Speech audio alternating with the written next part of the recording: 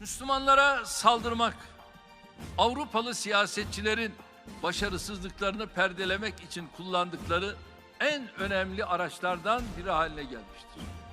İç siyasette sıkışan, dış politikada çuvallayan Avrupalı liderler, İslam'ı hedef göstererek kifayetsizliklerini örtmeye çalışıyor.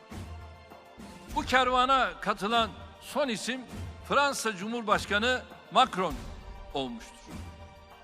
Macron'un Müslümanların yoğunlukta olduğu bir şehirde yaptığı İslam krizde açıklaması saygısızlıktan öte açık bir provokasyondur.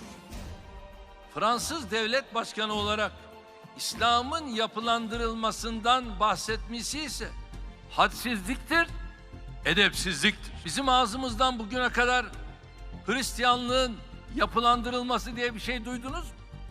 Bizim ağzımızdan bugüne kadar Museviliğin yapılandırılması diye bir şey duydunuz mu?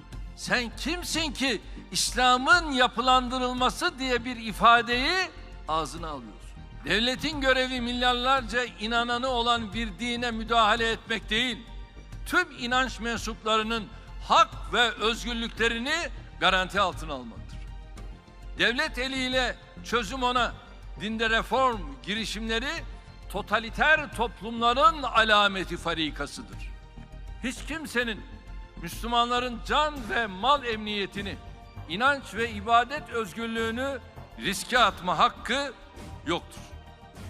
Onlarca insanını ırkçı teröre kurban vermiş bir ülke olarak bu tür